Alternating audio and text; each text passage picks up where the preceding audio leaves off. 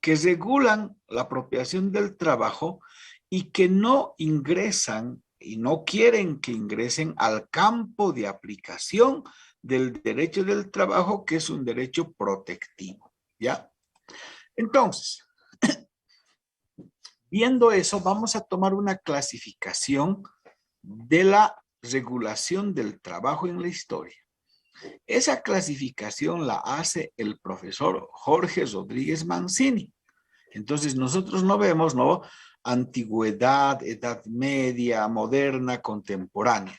Para facilitar nuestro estudio estamos tomando la clasificación en sociedades preindustriales, sociedades industriales y la etapa postindustrial, que es la etapa actual. ¿A qué vamos a llamar las sociedades preindustriales? Aquellas que han estado vigentes antes de la industria, antes del capitalismo, antes de la Revolución Francesa o burguesa. Estas sociedades preindustriales están conformadas por el comunismo primitivo, el esclavismo y la sociedad medieval. Aunque es bueno puntualizar que en la clasificación que hace el profesor Rodríguez Mancini, no coloca el comunismo primitivo. Yo la he introducido deliberadamente porque hay algunos me dicen, la historia no ha aparecido desde el esclavismo. La historia antes del esclavismo había pues el comunismo primitivo, correcto.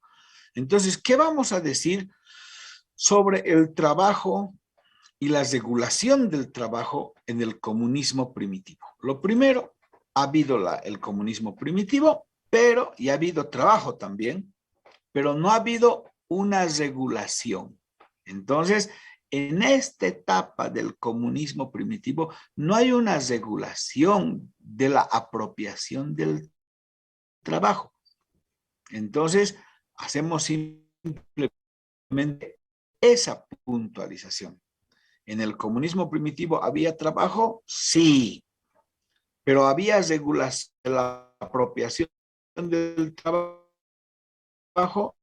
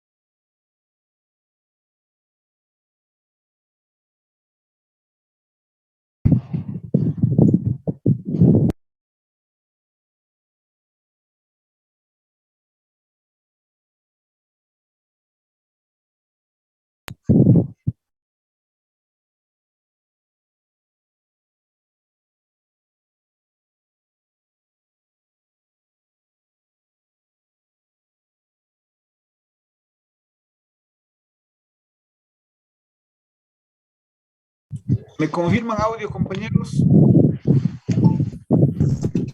Sí, doctor, se Escucha. Se cortó justo cuando estuvimos hablando del tema del trabajo del esclavo, ¿verdad? Se cortó. Así que, bueno, esa es la situación. Por fin he podido reconectar. Pero bueno, vamos a... Ya. Ahora sí se ve. Marcos Tarqui tiene que apagar su micrófono, no nos permite seguir. A veces se activan automáticamente incluso. Bien, entonces, compañeros, estamos hablando de el esclavismo, que el trabajo del esclavo es el socialmente útil, que ha habido regulación, es un modo de producción esclavista. Entonces tenemos acá, vamos a apuntar, señalando que aquí tenemos el trabajo del esclavo. Entonces, lo primero que tenemos que ver son las formas de trabajo y cómo se ha regulado ese trabajo. Entonces, apuntamos, compañeros, el trabajo del esclavo. Es el trabajo socialmente útil. Es el trabajo más importante. Y en esta modalidad, podríamos decir que el amo se apropia del trabajo del esclavo, pero además del esclavo mismo. No solo es dueño de lo que trabaja el esclavo, sino del esclavo mismo. El esclavo, ustedes saben, no ha sido considerado una persona, sino una cosa. Res parlans, le decían. Y la forma de apropiarse es mediante un poder jurídico que se le otorga al amo. Ese poder jurídico se llama potestad dominica, el poder del amo, del dominus, sobre el esclavo. Así se apropia. Podríamos decir de una forma legal, aunque no legítima, aunque no justa, pero legalmente se va a apropiar del trabajo del esclavo mediante una potestad. Como por ejemplo hoy, solo para que ustedes capten la situación, hoy, una persona, un empresario, se apropia del trabajo de otra persona pagando un salario. Acá obviamente no le paga un salario, no le trata como persona, pero esa es la forma, ¿no? Entonces le dice, ¿por qué yo tengo derecho a apropiarme de tu trabajo, compañero Fabril? Porque tenemos un contrato, porque tú tienes que venir a trabajar en determinado horario, tienes que hacer estas cosas que yo las administro, yo las he organizado y yo las dirijo, y a cambio de apropiarme, yo pago un salario. Pagando el salario, todo lo que hagas ya me corresponde. Todo lo que hagas en la jornada de trabajo. Entonces, este ejemplo nos permite establecer de que hay una regulación del trabajo. Hay una regulación del trabajo. Esa regulación del trabajo se da en cada periodo. Antes de la industria, en la sociedad esclavista, tenemos el trabajo del esclavo. Ese trabajo del esclavo le permite al amo obtener absolutamente todo, la persona misma, ¿no? Por eso se dice que al esclavo se lo puede vender, se lo puede regalar, se lo puede utilizar y hasta se lo puede matar en un determinado periodo. Entonces se apropia con un poder jurídico, se llama potestad dominica, potestas dominica. Muy bien, poder del dominus sobre el esclavo. Estaba regulado. Por lo tanto, podríamos decir, esa apropiación es legal, ¿no? No es de facto, compañeros. No es de hecho, es de derecho, está normado. ¿Mm? Bien, hay otras modalidades de trabajo. El trabajo de los hombres libres también había. No solo los esclavos trabajan. Claro, el trabajo socialmente útil, el trabajo más importante, el trabajo forzoso, el trabajo más inhumano, es pues el que realiza el esclavo. Pero también, compañeros, hay el trabajo de los hombres libres. Entonces, acá vamos a poner el trabajo de los hombres libres, ¿sí? Y ese trabajo se regulaba mediante el arrendamiento de obra o de servicios. Entonces, aquí también hay un trabajo de los libres, los que no son esclavos. Ese trabajo uno se apropia mediante un arrendamiento de obra o contrato de obra o un contrato de servicios. Que si ustedes revisan el Código Civil, esas figuras aún existen, ¿verdad? Hay hoy el contrato de obra civil y el contrato de arrendamiento de servicios enmarcado en el Código Civil. Y lo que queremos es que todas las formas de apropiación del trabajo, nosotros lo que queremos hoy es que vayan al campo de aplicación, al campo normativo del derecho del trabajo, y les debe resultar para algunos algo muy extraño, algo que no es correcto, pero para nosotros todas las formas de trabajo deberían ser protegidas y reguladas en consecuencia por el derecho del trabajo. Porque esto hemos heredado, lo que hoy hay contrato de obra civil y lo que hoy hay contrato de obra de servicio civil, hoy hemos heredado del derecho romano, ¿no? De ese derecho romano tan importante. Entonces, ¿en qué consiste el arrendamiento de obra? En el que el hombre libre entrega el producto de su trabajo, entrega una obra y a cambio de ello recibe un pago llamado merces. Ese es un contrato de obra. A los compañeros albañiles, que donde uno va a contratar hoy para que se lo pinte en su casa, para que se lo hagan una cocinita, para que se lo hagan, que sea una habitación, una obra, el que les contrata le hace un contrato de obra civil. Por eso es que cuando hay un incumplimiento de esos compañeros albañiles, no pueden ir a reclamar al Ministerio de Trabajo y les dicen que tiene que ir a un juicio civil. Cuando hay incumplimiento de ambas partes, ¿no? Porque puede incumplir el compañero albañil como también puede incumplir la persona que ha contratado. Eso se llaman contratos de obra. ¿Sí? Ahora, ¿hay contrato de obra en materia laboral? También, vamos a ver. Cuando la obra se realiza mediante una empresa y esa empresa contrata obreros que hacen un edificio, por ejemplo. Eso es otra cosa, eso es laboral. Pero la obra civil es cuando esto ya más se particulariza, ¿no? Bien, el trabajo de los hombres libres mediante el arrendamiento de obra o el arrendamiento de servicios. Entonces, también aquí, compañeros, hay un contrato. En este caso, ¿cuál será la particularidad del trabajo? Ya no hay una obra, sino se le presta un servicio.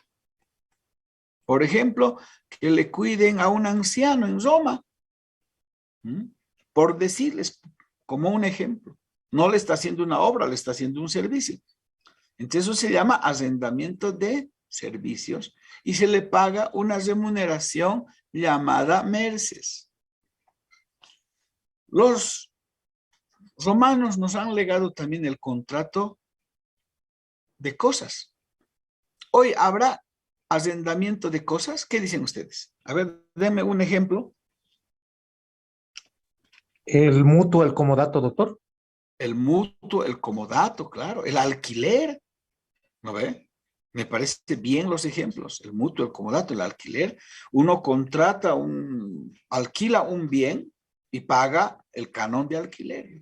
También había en Roma eso.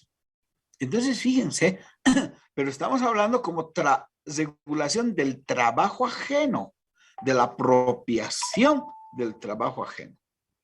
Entonces, lo primero que tenemos que entender es que tradicionalmente ha habido apropiación del trabajo ajeno. Esa apropiación ha estado regulada, normada. Así sea trabajo del esclavo, el trabajo de los hombres libres, obra y servicio. Y se paga una merced, cuya situación hasta hoy se mantiene en nuestro Código Civil. Bien. Pero no solo trabajaban el esclavo, no solo trabajaban los hombres libres en estas modalidades, también había el trabajo, por ejemplo, de los profesionales.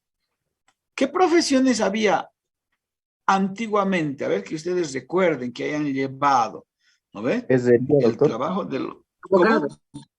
Los Abogados. abogados, los advocatus, los al llamado, ¿no ve?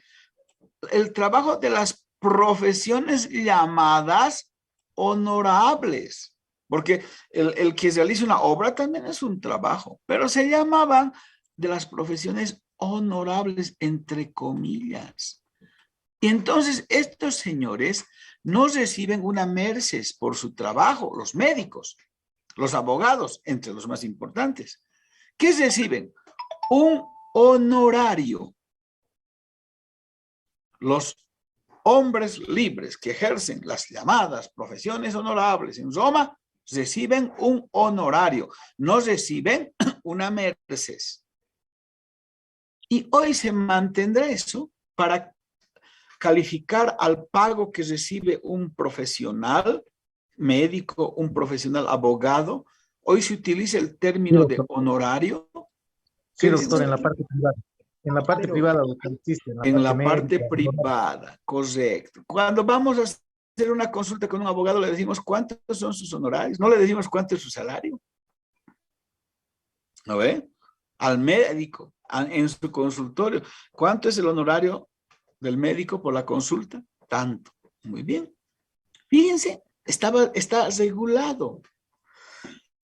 En el trabajo en el campo en Roma, en determinada etapa, sobre todo en el imperio, había pues el trabajo de los colonos, que también había una regulación, porque el colono es una persona que va de un lugar a otro, sobre todo a la actividad agropecuaria, a colonizar, llaman, asentar soberanía de un lugar a otro. No es el originario, sino es el que viene de otro lugar a colonizar. Y cuando uno va voluntariamente, pierde su condición de ciudadano en Roma y adquiere un estatus de colono. ¿No ve? ¿Cuál es su estatus jurídico? Colono. Y los colonos trabajan la tierra. Esos colonos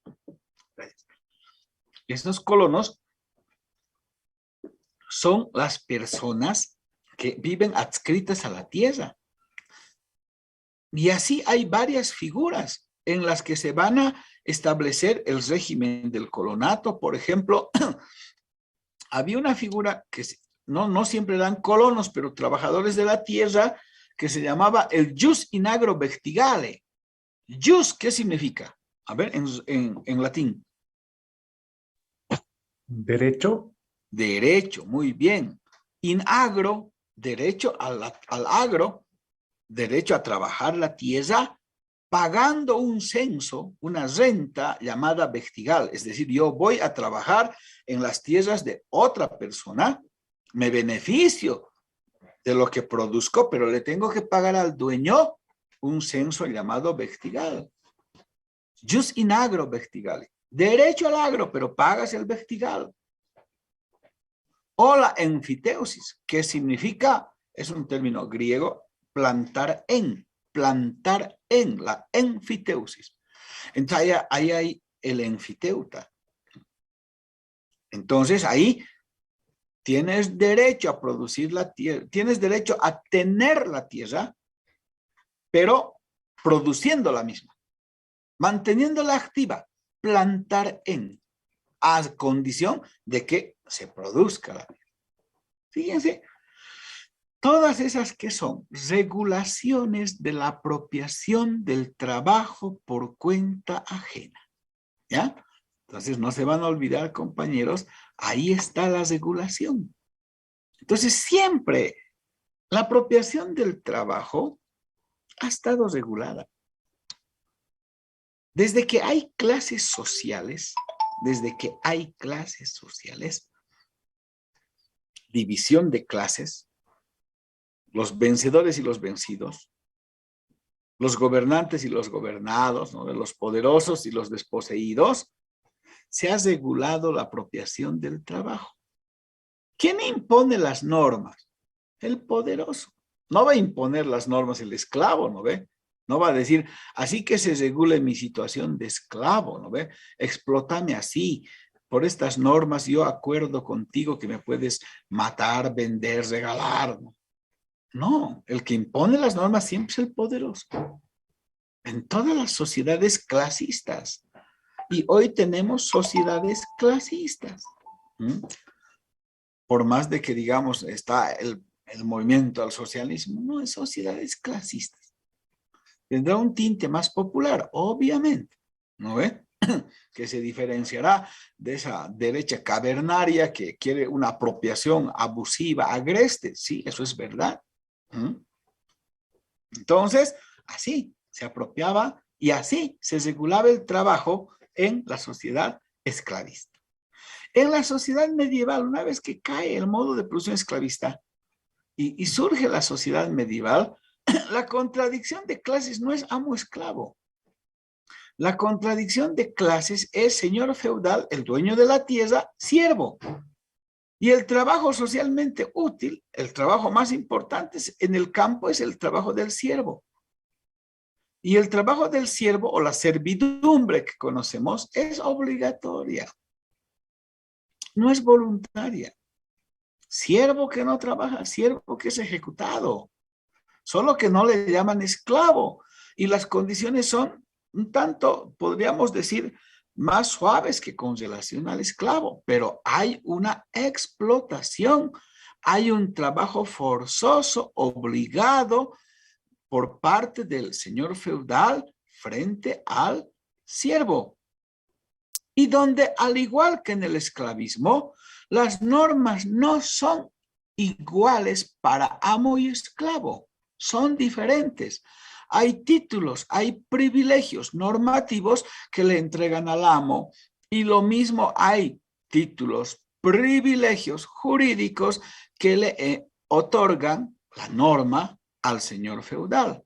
Entonces, en la sociedad medieval vamos a ver, compañeros, dos clases de trabajo, en dos ámbitos, en dos espacios territoriales.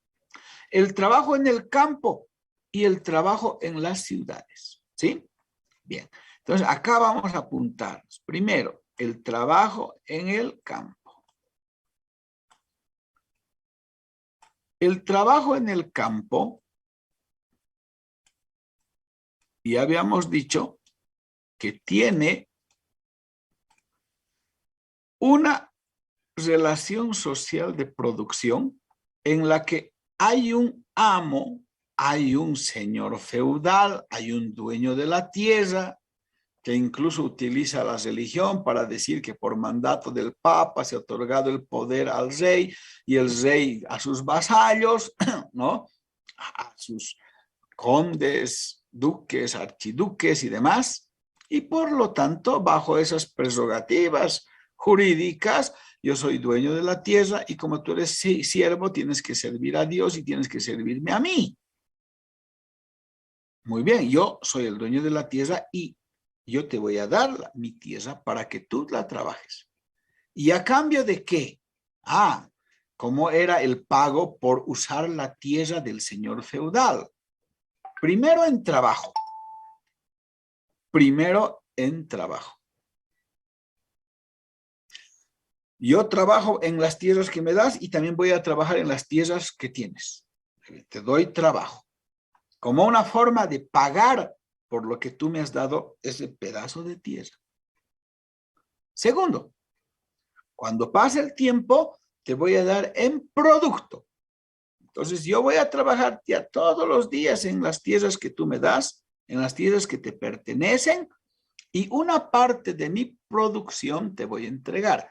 Es decir, te voy a pagar en especie. Pago en producto. ¿Quién establece los porcentajes, la cantidad? Obviamente es el señor feudal. Y en tercer aspecto, cuando ya estamos cerca de la revolución burguesa, se paga en dinero. Entonces se establece impuestos, ¿no? Por tener la tierra, vienen a recolectar dinero y les quitan su dinero. Ustedes han debido ver muchas películas inspiradas en esta etapa de la historia, ¿no? Bueno, con ciertos matices más grandilocuentes, pero pues es así. Y por eso es que la gente va a decir, ¿cómo es posible que la tierra sea del que no la produce? Y va a surgir ahí, la tierra es del quien la trabaja, ¿verdad? ¿Qué dice, compañero Roy Patti Salazar? Doctor, una consulta en esta parte. Entonces, en qué tipo de trabajo o de regulación del trabajo entraría la mita? Porque era un tipo de esclavitud más o menos, ¿no? Porque los llevaban a un cierto grupo y los tenían cierto tiempo trabajando, creo que 12 horas o casi las 20 horas, y luego otro grupo preparaban y estaban y ahí morían, ¿no? Enseguida le digo, espérame, compañero Wilson, estoy en clases, termino 3:30.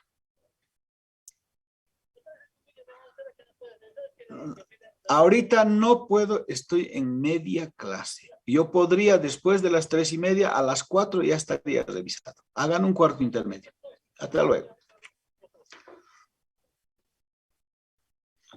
Bien, entonces, compañeros, esta pregunta tan importante, ¿dónde la vamos a situar? ¿Sí? ¿Dónde la vamos a situar? ¿En qué momento de la sociedad medieval? La vamos a situar acá, ¿no ve? Porque es en la Edad Media donde vienen los españoles y establecen otras modalidades de apropiación del trabajo. Ahora, como se darán cuenta por la intervención del compañero Roy, por la pregunta tan importante que hace, se darán cuenta que nosotros tomamos la clasificación de una regulación del trabajo hecha para el occidente, para Europa. ¿Sí? ¿Por qué? Porque esa es la que nos va a acercar después al tema del derecho del trabajo, a la aparición del derecho del trabajo. Esa es la que nos va a acercar. Entonces, aquí hay un trabajo en el campo en la sociedad medieval. La forma de pagar por la apropiación de ese trabajo no es que yo, dueño de la tierra, le pago, sino más bien al que le doy la tierra me paga. ¿Sí? Esa es una modalidad. Ahora, con lo que señala el compañero Roy, ¿qué habrá pasado con el trabajo en el campo y en la minería en el periodo de la colonia? ¿Qué normas regulan? Las leyes de Indias, la apropiación, bajo ese régimen de la encomienda, en el cual no solo se da por mandato también de Dios, ¿no ve? Que vienen a estas tierras y se dice que ellos son los dueños porque Dios ha indicado que son los dueños los españoles. En una mano la cruz, en otra mano la espada.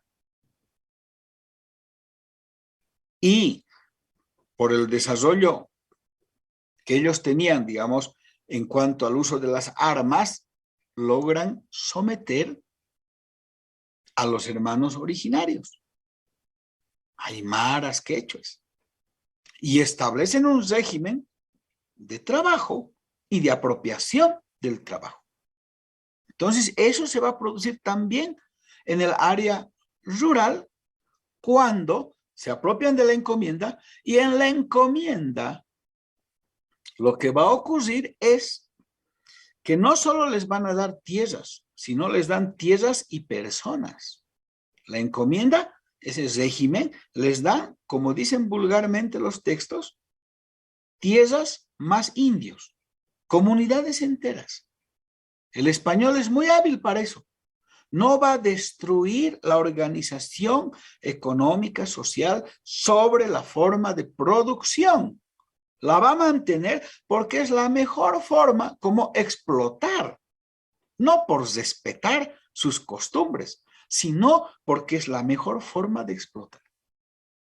Y por lo tanto se va a apropiar de sus tierras, les va a hacer trabajar en sus tierras y va a sacar toda esa producción y la va a destinar para que se provean en las ciudades, como la ciudad Nuestra Señora de la Paz, o la Villa San Felipe de Austria, que hoy es Oruro, o la ciudad de Santa Cruz, que es Santa Cruz de la Sierra, o la Villa de Oropesa, que es Cochabamba, pero además van a necesitar la producción agropecuaria y los tejidos para el trabajo y la explotación en las minas.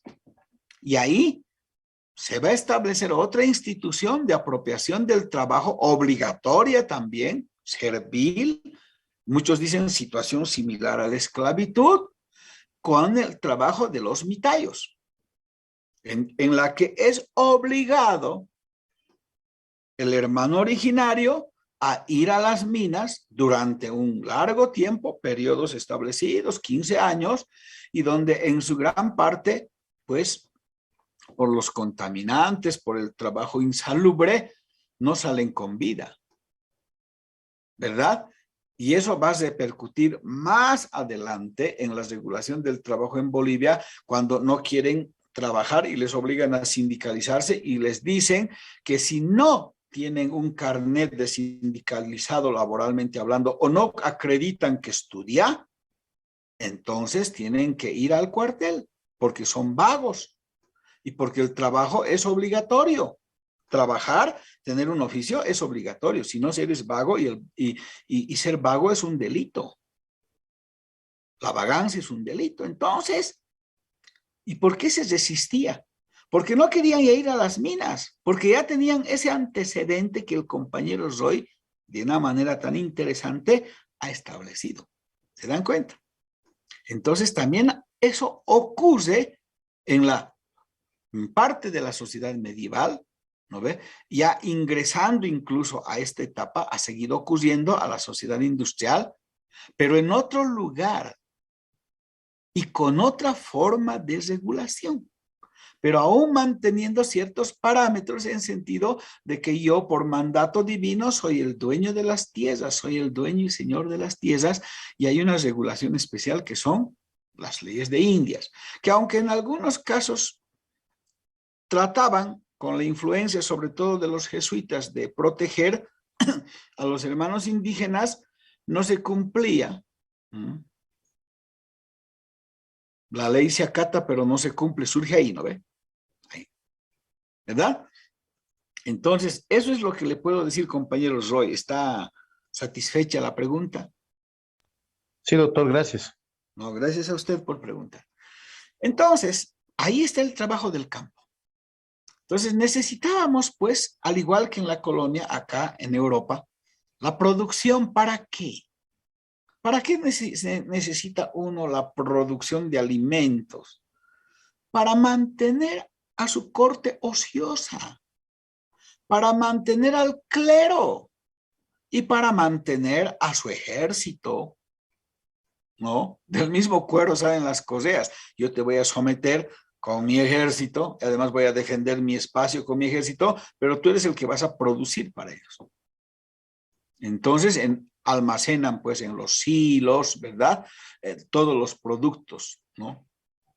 Como ser, por ejemplo, qué sé yo, los granos y otros productos. Entonces, fíjense, así se regulaba el trabajo.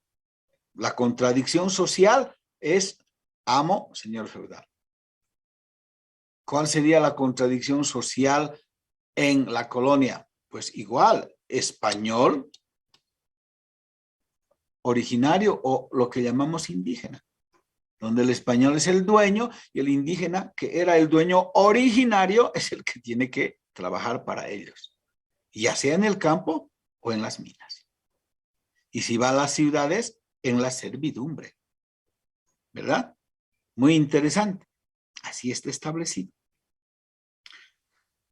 ¿Qué pasa en las ciudades? Porque también hay ciudades, ¿no? Más grandes, más pequeñas en la sociedad medieval. No hay la gran ciudad como Roma, ¿no? Con miles y miles de personas. No, no, no, no. Acá hay el germano, el anglosajón, que son los que establecen sobre todo la sociedad medieval, no eran amantes de las grandes ciudades como Roma, ¿no? Como Constantinopla, que decían que tenían miles, y hasta algunas veces hablan hasta de millones, ¿no? Millón de personas. No, eran ciudades más pequeñas, pero tenían sus categorías las ciudades.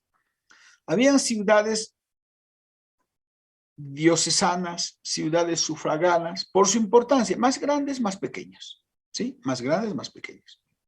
Bien. También habría pueblos, villas y lugares, de acuerdo a la importancia poblacional y de acuerdo al tamaño de la ciudad, ¿no? Importancia política también, pues habían ciudades, pueblos, villas y lugares. Por eso es que hasta ahora tenemos villas, ¿no? Villas Piastu, por ejemplo. Puente Villas, son villas, así surgieron. O pueblos, ¿de qué pueblo eres? De Chulumani. ¿De qué pueblo eres? Mi pueblo es Coroico, ¿no? ¿De qué pueblo eres? Soy del pueblo de Huaki, ¿verdad? Son pueblos. Y lugares más chiquititos, ¿no ve? Ya no se puede decir que es una villa, un pueblo. A ver, por ejemplo, Mocori, es un lugar, ¿no? Ahora, claro, ya ha crecido un poquito más esta población, digamos, y dicen ya es un pueblito, ¿no? Pero a veces habían lugares que eran al paso nomás. Yerbani es un lugar, no es un pueblo. Cuando vamos a los yungas, de donde traen las flores para hacer las coronas para los difuntos. Yerbani, por ejemplo. Entonces ahí vamos conociendo, ¿no? Y yo sé que muchos de ustedes conocen, pero cuando les pregunto, sobre todo en derecho autonómico, porque miren cómo nos alimenta esta materia, estas cosas, cuando les pregunto, han ido a Coroico, no han salido de su casa. ¿no? No han salido más que a la universidad de su casa. No, yo no conozco, yo no he salido, no. ¿Conoces tal zona? No, no conozco ya nada, pues todo no. Pero bueno, eso es, digamos, a veces por miedo a responder, pero ya les digo, respondan porque así nos equivoquemos. Nadie les va a denostar, ¿no? Nadie les va a agredir por una buena o mala respuesta, más bien les vamos a felicitar, ¿ya? Bien, entonces en las ciudades, el trabajo en la ciudad era en los gremios. O sea, otra regulación, ¿no? El trabajo en la ciudad. Los gremios eran corporaciones de trabajo no tan grandes, artesanales, en algunos casos manufactureras, que producían bienes que servían para el agro. Por ejemplo, los herreros, pues, maquinarias, o los mismos carpinteros, ¿no? Para hacer el arado, o hacer los zapatos, los calzados, ¿no? Para producir, para vender y proveer a la gente que está trabajando, a la gente que está en las ciudades, o alimentos como el pan, por ejemplo, y tenemos pues el gremio de los panaderos, el gremio de los carpinteros, el gremio de los comerciantes, que además, entre otras cosas, puntualizamos que hoy la mayoría que habla de gremial se refiere al comercio, pero el comercio era uno solo de los gremios, compañeros, ¿sí? La voz otra vez quiere cortarse, pero tenemos después viernes, sábado, domingo para ponerla, ¿no ve? Entonces no hay mayor problema. Los gremios, el trabajo en los gremios. El gremio del comercio es uno solo. Es uno de los rubros. Hoy en Bolivia el más importante, pero de ahí viene el tema gremial. De ahí viene el término de los gremios. Entonces tenemos gremios de carpinteros, de herreros, de panaderos, de zapateros, el gremio de los comerciantes y todos los gremios. Bien, ¿por qué necesitábamos el trabajo de los gremios? Porque producían estos bienes para la población, tanto de la ciudad y también del campo. ¿Cómo era la regulación del trabajo a partir de los gremios? Y ahí vamos a apuntar las siguientes características. Era una actividad del gremio monopólica. ¿Por qué? Porque el gremio monopolizaba la actividad. Mono es uno. Monopolizaba. No se podían abrir otros gremios porque ya había un gremio. Y no podía haber una persona individualmente, particularmente, no podía haber una persona que diga, yo voy a poner mi zapatería. No, nada que ver. Estaba reglamentado, estaba prohibido, como hoy. A ver, díganme, hoy podríamos poner en la calle Loaiza, donde queda nuestra benemérita facultad, un puesto de venta, por ejemplo, de estudiantes que vendan dulces a los propios compañeros, o nos ejecutan los gremiales de ahí. ¿Qué dicen? Nos ejecutan los gremiales, doctor. Claro, No porque se ellos puede, tienen, doctor.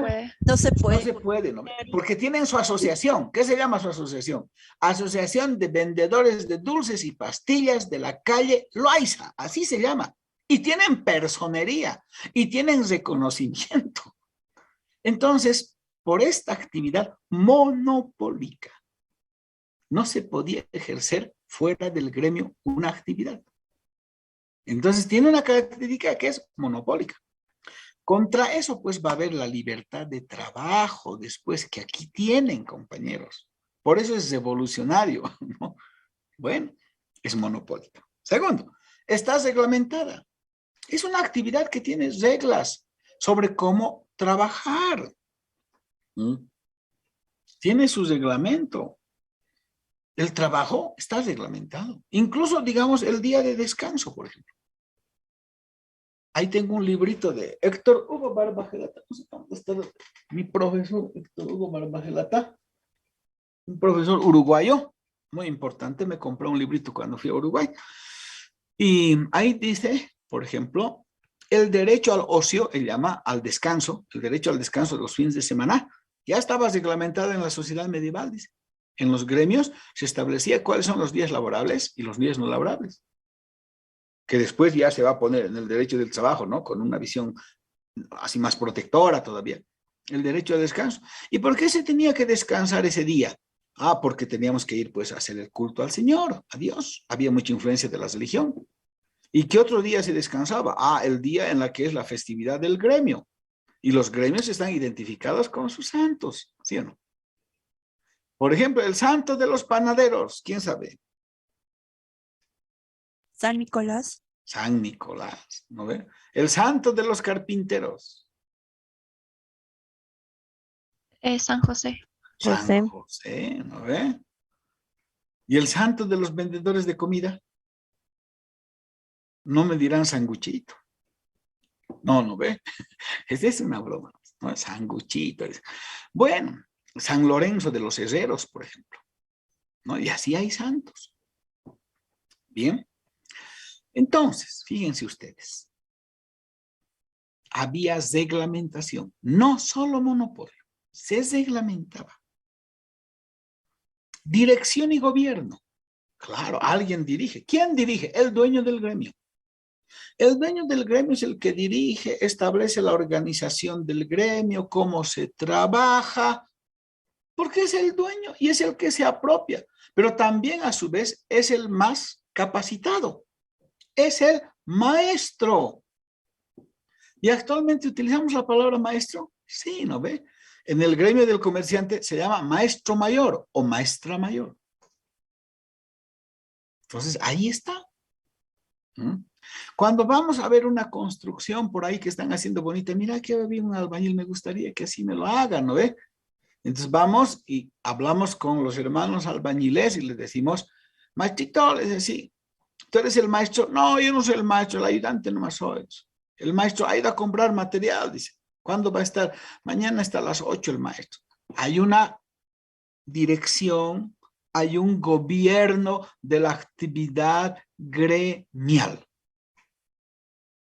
Y hay una jerarquía como consecuencia de eso. Además hay jerarquía. Porque no todos tienen el mismo estatus en el trabajo. ¿Cuál es la jerarquía más baja? A ver, ¿quién me dice? En un gremio. Doctor, ¿puede ser En los gremiales, doctor, las afiliadas. las bases, doctor? Las bases, doctor. Las bases siempre Ayudante. de pie, nunca de cuclillas. Ayudante es uno de los miembros de la jerarquía, pero no es el más bajo. ¿Saben quién es el más bajo? ¿Qué dice José Antonio?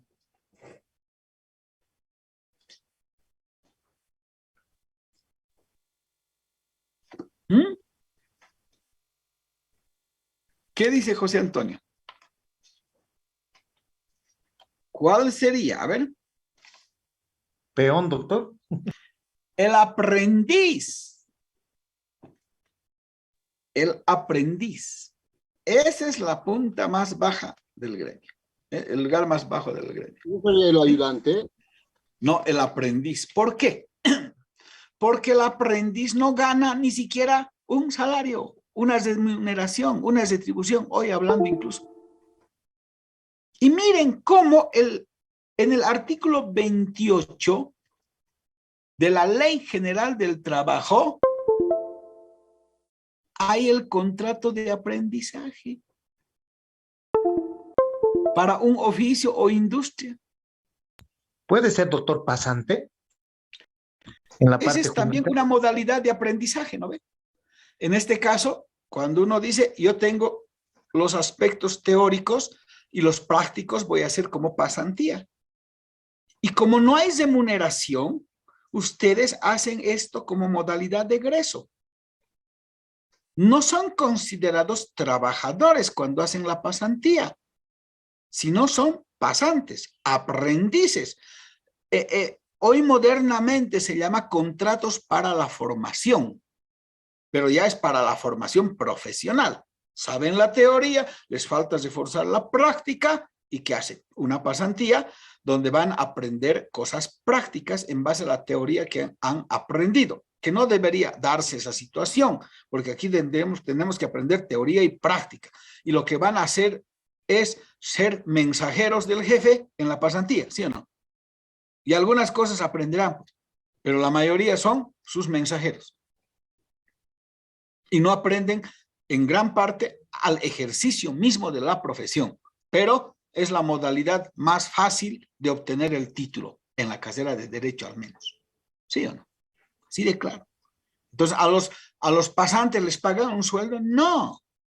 A veces les dan gastos para su gasto de movilidad, pero eso no es salario, porque les dan 500 pesos, no equivale ni al mínimo. Entonces, el aprendizaje es eso, que viene en su origen de la Edad Media, compañeros. ¿Cuál es la prestación y contraprestación frente al maestro del aprendiz? El aprendiz presta su trabajo, ¿no ve? Va a ayudar, como dicen ustedes, ¿no ve? Ayuda. Pero a cambio de eso, ¿qué recibe? Conocimiento. No recibe remuneración.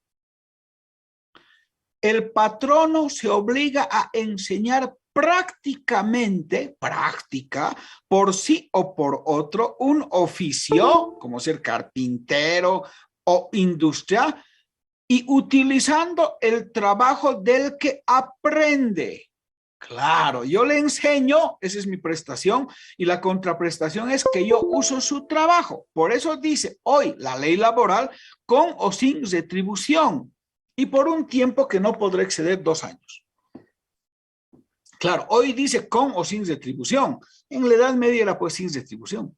Tenía pero que darle para su comidita, ¿no ve? Entonces, hay una jerarquía y el lugar más bajo es el aprendiz, porque el aprendiz no recibe una remuneración. No estamos hablando todavía de salario, una retribución. Después viene del aprendiz el ayudante. ¿Cuál es la diferencia en el ayudante? Ya ha superado ser aprendiz y es ayudante. El oficial y el maestro, entre las situaciones más importantes de la jerarquía. Entonces, cuando queremos saber por qué hoy todavía hay el contrato de aprendizaje, pues nos tenemos que remitir a la Edad Media, ¿no? Así está la cosa, ¿no? Para ver cómo andamos. Y hoy en día no hay una norma que regule el contrato para la formación. Y muchas veces se les da una remuneración, un emolumento, algo que no equivale, digamos, a un salario técnicamente ni a obligaciones patronales. Por eso es que hay muchos estudiantes que dicen, yo quiero ir a practicar. En tal estudio jurídico están pidiendo practicantes, aprendices, y están un tiempo, y si son buenos, por ahí se quedan como abogados juniores, y si no, no. Y si son... Y eso evita a que uno no contrate procuradores, porque el procurador ya es con sueldo, y es un carguito. No, más abajo del procurador el aprendiz, pero hay aprendices más diestros que el procurador, obviamente, porque quieren aprender lo que acá nosotros tendríamos que haberles enseñado. Por ejemplo, hacer contratos,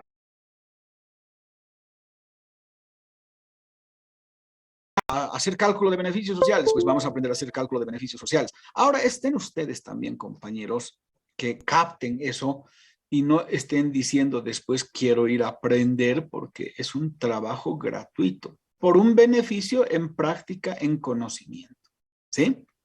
Entonces se dan cuenta, es monopólico, reglamentado, con gobierno y dirección y con jerarquía. Así está regulado el trabajo en las ciudades, en la sociedad medieval. Nos quedó claro, ¿verdad? Bien. ¿Qué pasa después cuando cae el feudalismo? Cuando se establece otro modo de producción capitalista, lo que el profesor Rodríguez Mancini llama sociedad industrial. ¿Qué es lo que ocurre? Ocurre que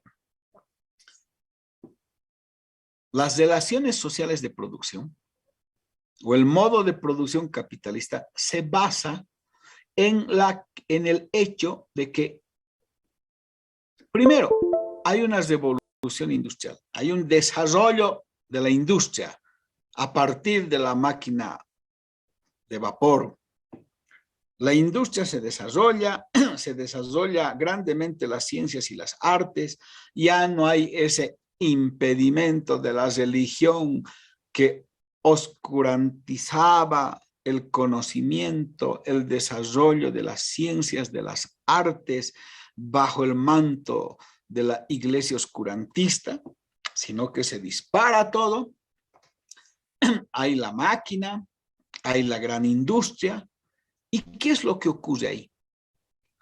Que va a surgir una clase social llamada la burguesía o el capitalista, que se va a convertir en dueño de los grandes medios de producción.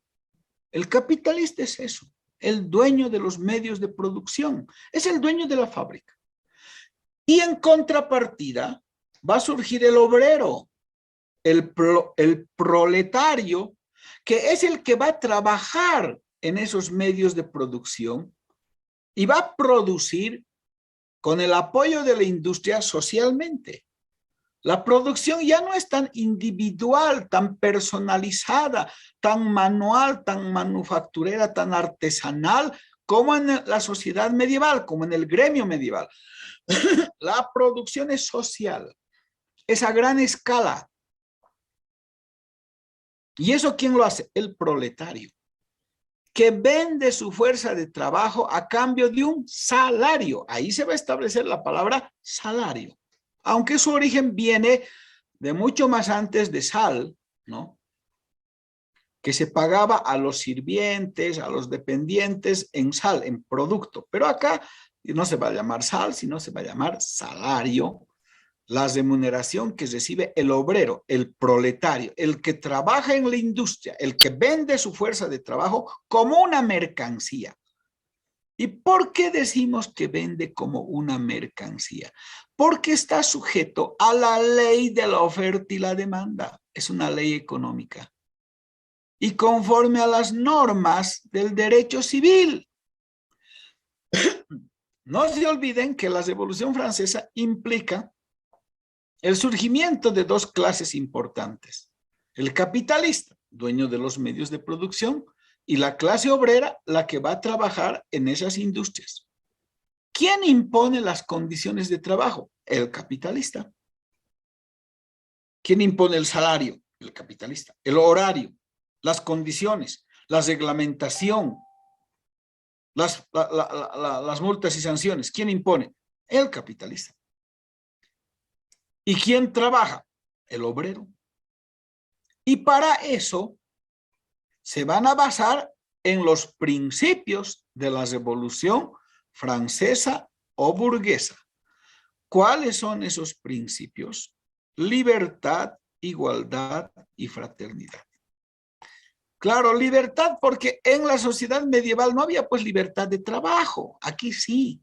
El que quiere, el burgués que quiere, el habitante de los burgos o ciudades, puede poner su industria sin ninguna restricción.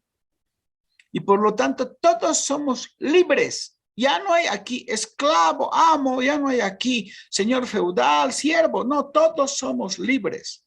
Tan libres que si no trabajamos nos morimos de hambre. Tenemos libertad hasta para morirnos de hambre. Entonces, esa libertad es pues así proclamada. Ahora está bien, la libertad de pensamiento, la libertad de opinión, la libertad de locomoción, pero aquí también en el campo laboral hay la libertad de contratar y la libertad de despedir. Entonces, basados en el principio de libertad, el burgués puede contratar libremente y despedir libremente. Yo le contrato por cada día. Y si no me convence, si yo veo que ese obrero está hablando con otros obreros y dice, esto es muy injusto, cuando termina la jornada le digo, aquí está tu paga. Pero no es que me pagan el viernes o el sábado, que es el último día de la semana de trabajo. No, mañana ya no vienes. ¿Por qué? Porque no quiero contratarte. Porque yo soy libre de contratarte y libre de despedirte. Adiós. Y si mañana vienes, vas a encontrar unos matones que te van a sacar a patadas porque esta es mi propiedad. Igualdad. Ah, claro. Ahora ya no hay pues que el esclavo es una cosa y que el amo es un ciudadano, que el señor feudal es el que tiene todos los derechos y el siervo no tiene. No, no, aquí todos somos iguales ante la ley. Claro. Hasta hoy, ¿no? Hoy dice todos somos iguales ante la ley, pero somos desiguales económicamente. Claro, hay una igualdad jurídica aparente, pero hay una desigualdad económica evidente. ¿Quién tiene el poder económico? Díganme ustedes. ¿El capitalista o el proletario? A ver, digan. El capitalista. El capitalista, pues. Entonces, ¿de qué igualdad hablamos? De la igualdad jurídica, pero es una igualdad formal, no es real. Y la fraternidad, bueno, el Estado conciliador, el Estado gendarme, el Estado laissez-faire, dejar hacer, dejar pasar, es el guardián, ¿no? de las normas del contrato social que hemos hecho y todos tienen que respetar la propiedad privada. Muy bien. Ahí estamos. Con estos principios, más la ley económica de la oferta y la demanda, amparados en el Código Civil, pues se van a apropiar del trabajo y el que impone todas las condiciones es el empleador. Es el dueño de los medios de producción. El tema es que aquí va a aparecer gran cantidad de mano de obra. ¿Por qué? Porque se van a concentrar en las ciudades muchas personas. El promedio de vida va a ser mayor, porque así como se desarrolla la industria, se desarrolla la medicina. La gente ya no vive hasta los 30 años, va a vivir hasta los 40, 45, 50 años, porque ya hay vacunas y demás. Entonces, compañeros, hay más mano de obra. Y por lo tanto, esta ley se va a imponer. A mayor oferta de mano de obra, menor demanda, el salario baja. Entonces, como hay muchas personas necesitadas y que no están protegidas por el Estado, entonces van a vender su fuerza de trabajo lo más barato posible con tal de llevar a su casa un mendrugo de pan para él y su familia. Además, van a entrar a la industria sectores que no estaban considerados como parte del gremio antes. Los menores y las mujeres. Y se van a llamar medias fuerzas. Las medias fuerzas van a aparecer. Y la mujer está considerada así desde el capitalismo y por eso es que hasta hoy las compañeras mujeres tienen condiciones de trabajo más, digamos, desmejoradas que los varones, porque es mujer, obviamente establecen condiciones económicas más bajas. Y si ustedes quieren probar, vayan al capítulo 6º de la Ley General del Trabajo. Yo tengo en mi librito en la 147, ustedes deben tener en otra página, y ahí van a ver en este capítulo 6º del trabajo de mujeres y menores. Es decir, como en el viejo capitalismo, las medias fuerzas están reglamentadas juntas. Trabajo de mujeres y menores. Miren, qué gran discriminación. ¿Por qué las mujeres no pueden tener las mismas condiciones económicas y de trabajo que los varones? ¿Porque son débiles? ¿Débiles en qué sentido? Fíjense ustedes, ahí está la discriminación. Después nos quejamos, ¿no ve? Pero ahí están los orígenes de esa discriminación con relación a las mujeres, que también son impuestas desde otros criterios, ¿no? No solo estos económicos, también religiosos. No se olviden, solo puede celebrar una misa un sacerdote, una monjita, una hermana, no puede, ¿no ve? Dios es varón, así está significado. Y les dice a alguien que es creyente de paso, ¿no? Por ahí una contradicción. Bueno, no somos perfectos, pero viene desde todas esas cosas. Entonces, bajo esos parámetros, aquí pues se va a producir mucha gente desocupada. Por cada cargo hay miles. Y eso es lo que se llama, en esta época, el ejército de mano de obra de reserva. El ejército de mano de obra de reserva. ¿Qué quiere decir eso? Que si se van 10, hay 1000 para el cargo. Díganme, ¿hoy tendremos ejército de mano de obra de reserva en Bolivia?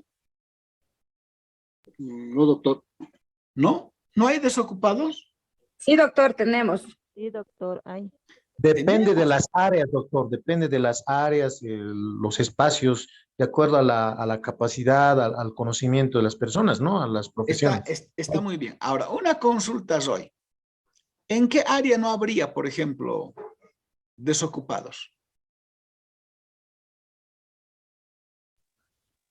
Bueno, yo creo que en todas las áreas hay desocupados, doctor, en diferentes proporciones. Las proporciones son diferentes, correctos, rey, pero hay ejército de mano de obra desde cero. Mire, hace años salió una cosa e hicieron un comentario periodístico muy interesante, porque esto les transmitió el dueño de una unidad educativa privada en el Alto. Él necesitaba conformar su plantel docente y seguramente le falló algo porque normalmente ellos traen a tal persona por referencias.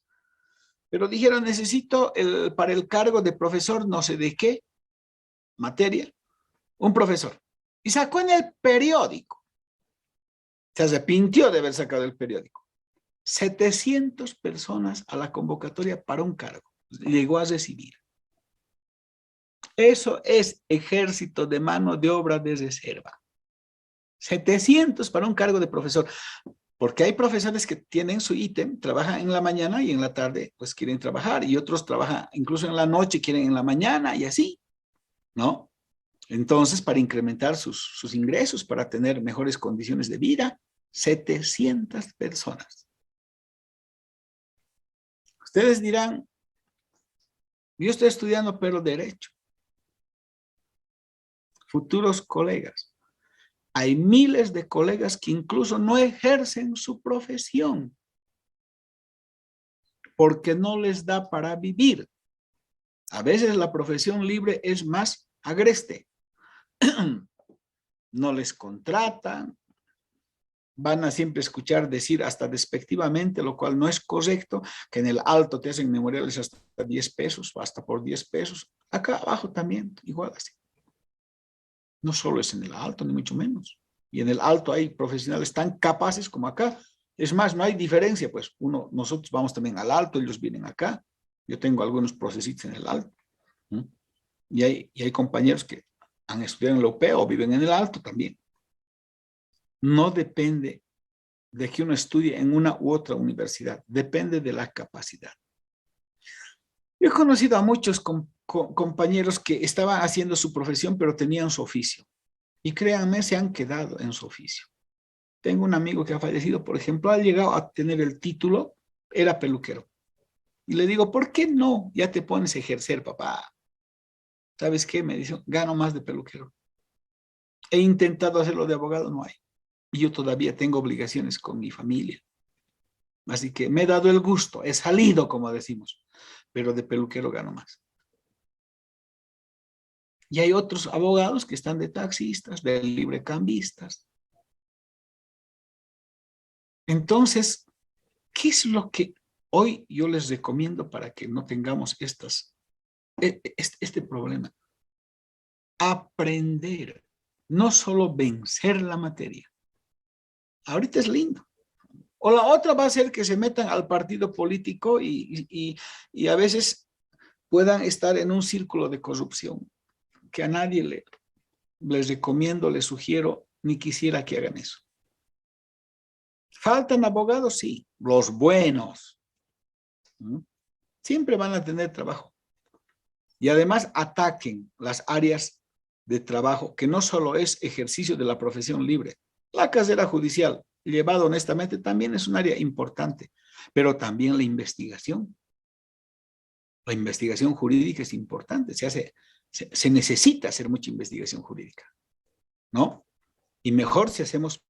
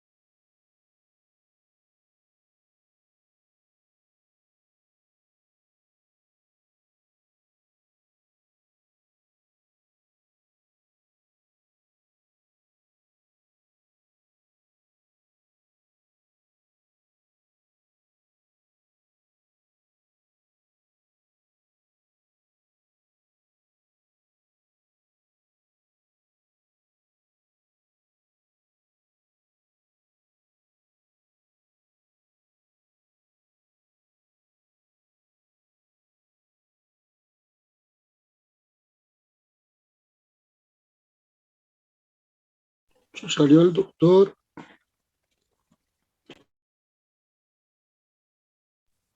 Sí, creo que ha salido el doctor. Mi internet creo que está mal.